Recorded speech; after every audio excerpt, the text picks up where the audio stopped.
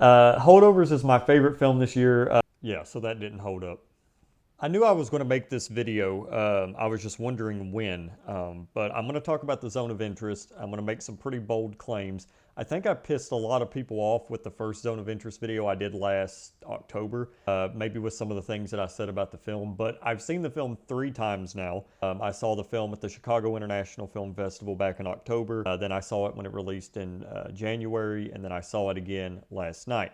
The first time I saw it by myself, well, with a couple of friends that I knew from Chicago. And then I saw it in January with my wife and one of my friends. And then yesterday I showed it to 2 of my friends. It's just such an important film. There's really nothing else to say about it. And when I first watched it, the thing is when I did my top 4 video, I enjoy the holdovers in a different way more than I do Zone of Interest. But when I watch Zone of Interest, I'm going to compare it to a film.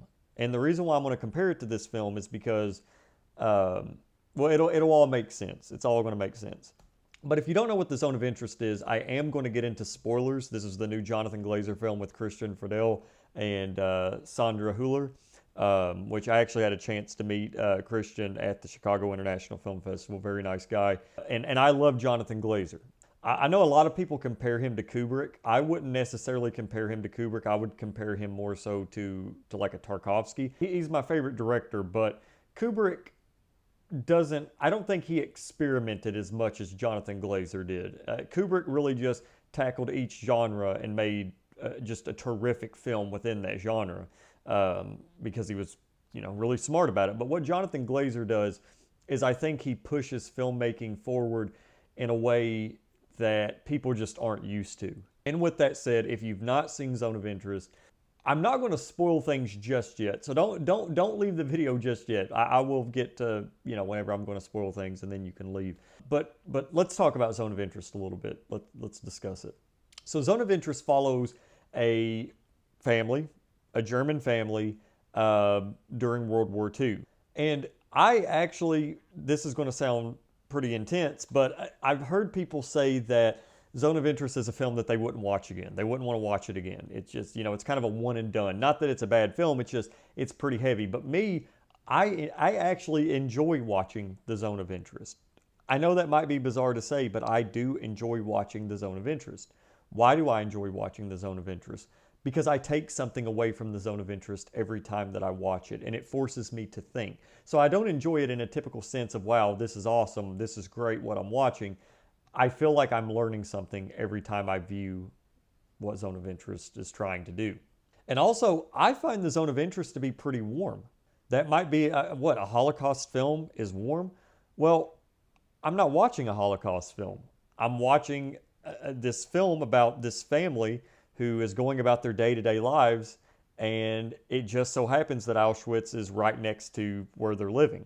You see what I'm saying? That's the questions that Zone of Interest presents. It's very interesting, and I really appreciate the direction in which the film goes, because it goes where I don't think any other film would dare to go, and that's you're siding with, I'm going to say this, you're siding with the enemy.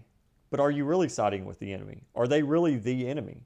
I mean, you could probably sit down with this family, with Rudolf Haas and Hedwig, and have a nice dinner with them, and they would probably treat you very nice. You would probably laugh and cut up with them.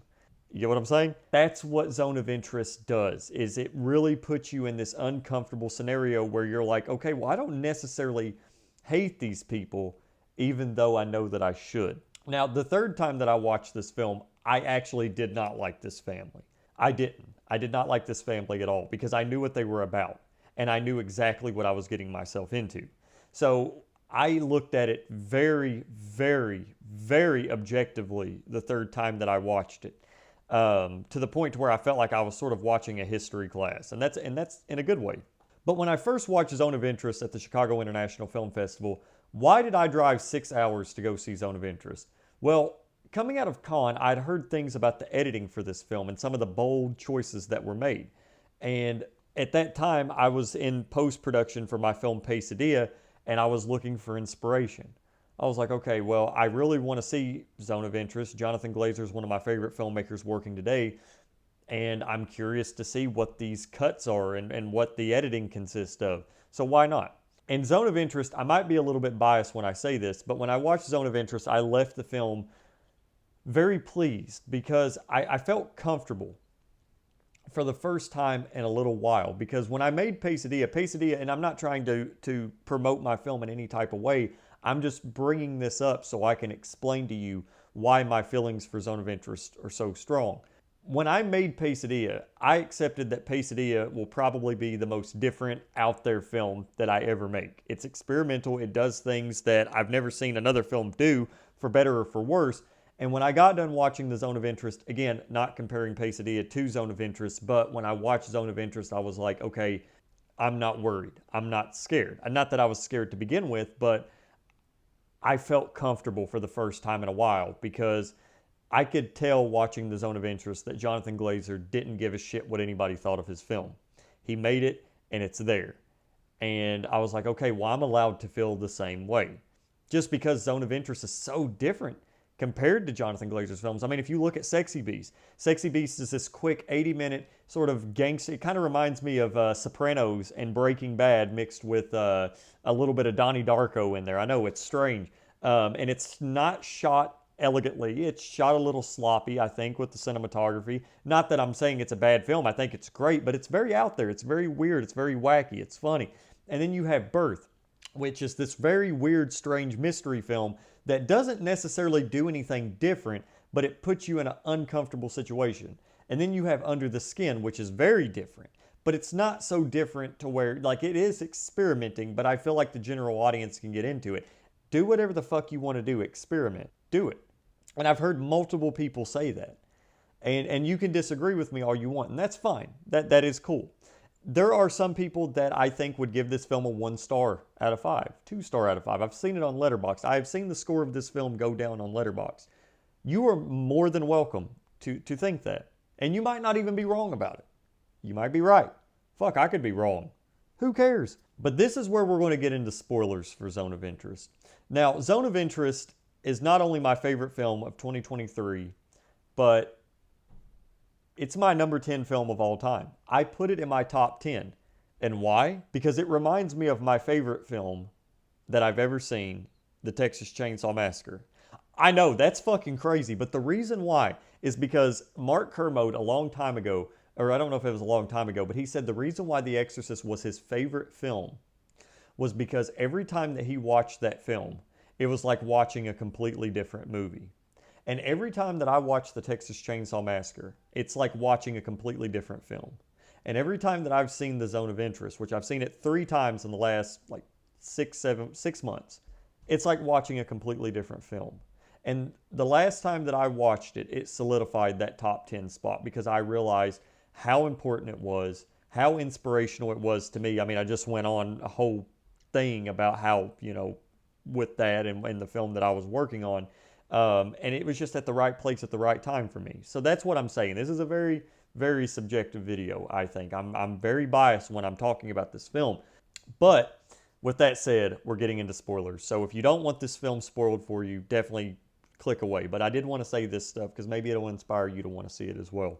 There are a few things about The Zone of Interest that really stuck out to me. And one of the things that I remembered last night watching it that did not stick out to me all the other times that I watched it is there's a specific scene. There's 2 scenes that really struck me watching it for the 3rd time.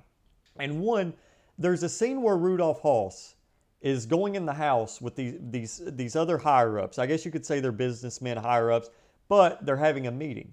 And he takes off his boots. And the other people are like, do you want us to take off our shoes? And Rudolph Haas is like, no. And they go inside.